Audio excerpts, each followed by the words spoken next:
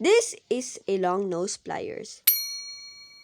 And according to Caliber 8 Tools channel, its cousin, the needle nose pliers, Needle nose pliers is a must-have tool. Whereas jewelry makers, engineers, IT professionals, and truck drivers have it. And I think it's the same for long nose pliers.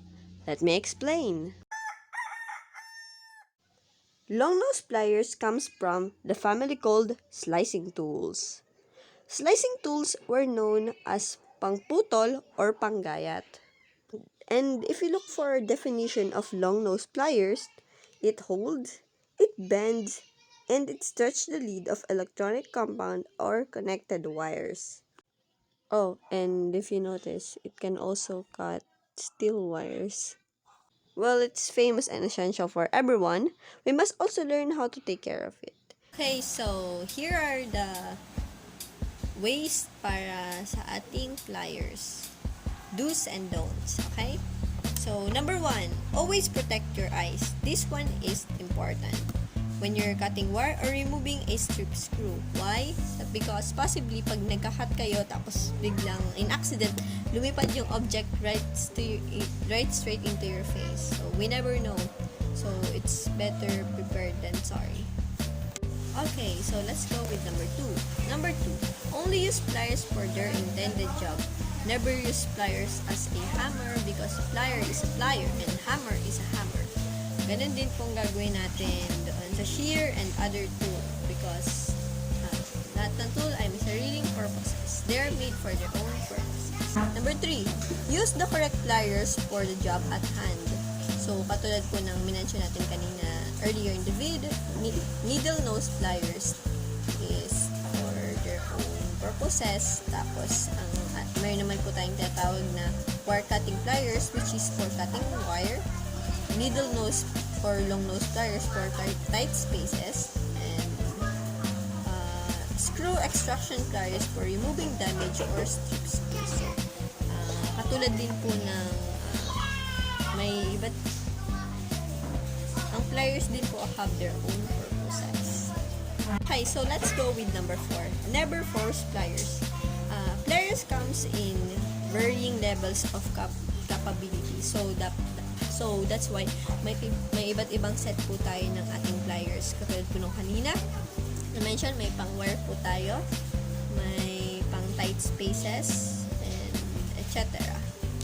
Number 5, don't expose your pliers to excessive heat. So, katulad din po, may crypto din po ang ating pliers. If you put it on excessive heat or high temperature, high levels of heat, they will become damaged. Hindi po sila immortal. So, yun. The tool po siya, atin po siyang pang-iingatan. So, yun. Ayan, dito tayo sa number 6. Nung nabasa ko tong number 6, it reminded me of the lesson we tackled and also yung paulit-ulit na nag-pop up dun sa aming exam and quizzes. Only cut with designated cutting pliers and only at right angles to the wire. Don't rack the pliers from side to side to affect a cut. Because, why? This may nick the cutting edge of the pliers and will eventually make them blunt. So, yun pala yun, dahilan kung bakit bawal. Yan, so, naintindihan ko na. After ng mga, yan. Okay, so, additional po natin is this number 7. Never ever use pliers, even in electrician's lineman pliers or live wires. So, important din po na magwagay tayo ng ating common sense and contact the professional para maiwasan po ang masasamang pangyayari. Kahit yung pliers po na yun ay pang ano dun sa made up para dun sa live wire na yun, wag po tayo basta-bastang gagamit dun kasi hindi niyo po alam, it's more dangerous, so it's better to contact the professionals. Punta man po tayo dun sa last nating number, which is the important number 8. How to keep your pliers in prime condition. So, ang binigay po sa atin dito is add a drop of oil at the joint of the pliers periodically para yung pliers po is smoothly na nabumukas at nasasara. Hindi lang po yon. nakakatulong din po yun para ma-prevent po ang pag-rust sa ating mga pliers and corrosion. Yan.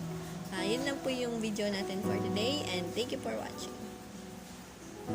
Oh wait, again, I am Sean Ariel Jenner P. Maranyo from Grade 10 Bonifacio. Thank you for watching.